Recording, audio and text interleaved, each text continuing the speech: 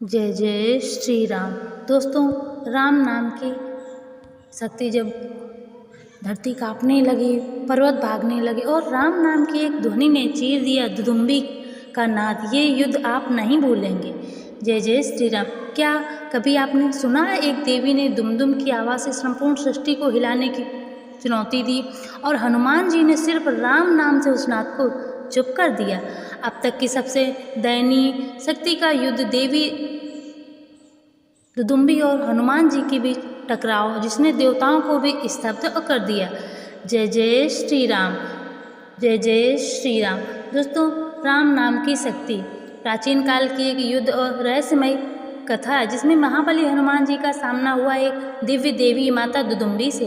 ये जो कथा है, सुनने मात्र से रोम रोम खड़ा हो जाता है, क्योंकि इसमें शक्ति, भक्ति और अब अद्भुत चमत्कार का संगम है। माता दुदुम्बी कौन थी? दुदुम्बी कोई साधारण राक्षसी या असुर नहीं थी। वे असल में एक अद्भुत शक्ति थी, जिन्हें भगवान शिव के डमरू की ध्वनि से उत्पन्न दुम दुम नाद से ऊर्जा प्राप्त हुई थी।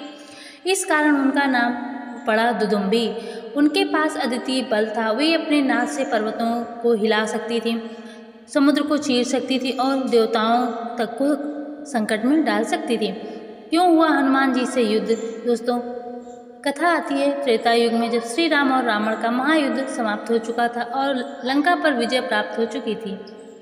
जब हनुमान जी समुद्र पार लौट रहे थे, मार्ग में उन्होंने सुना कि एक महाशक्ति बार बार तप कर देवताओं को चुनौती दे रही है। वही शक्ति थी माता दुदुम्बी।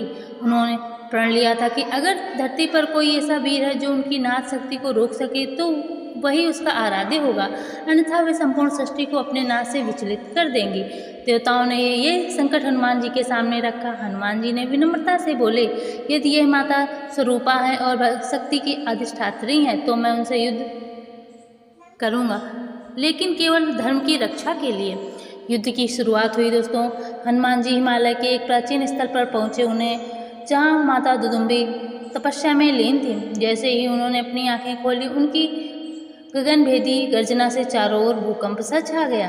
दुदुम्बी बोली, वानर वीर, यदि तुम राम भक्त हनुमान हो तो मेरा नाद सहकर दिखाओ। यदि तुम विजयी हुए तो मैं स्वयं को तुम्हारे चरणों में समर्पित कर दूंगी। हनुमान जी दोनों हाथों को जोड़कर बोले, माता, मैं आपके नाद का सामना राम जी की कृपा से जरूर करूँगा। महायुद्ध तुरंत ही माता दुदुम्बी ने अपना पहला नाद प्रहार किया। उनके कंपन से वृक्ष धराशायी हो गए, नदियाँ उल्टी दिशा में बहने लगीं, किंतु हनुमान जी ने अपनी गदा जमीन पर टिकाई और जय श्री राम उद्घोष किया। उनके भीतर की निकली राम नाम की ध्वनि दुदुम्बी के नाद से भी प्रचंड थी। दूसरे प्रहार में दुदुम्बी ने अपना इतना भीषण नाद किया कि आकाश फटने लगा, लेकिन हनुमान जी ने अपना विशाल रूप धारण कर पर्वत उठाकर आकाश को स्थिर कर दिया। अंतिम प्रहार में दुदुम्बी ने अपना संपूर्ण बल एकत्र कर नाद किया। इस नाद इतना भयानक था कि देवता तक भयभीत हो उठे, लेकिन हनुमान जी ने अपनी छाती फाड़कर श्री राम लक्ष्मण की छवि दिखा दी।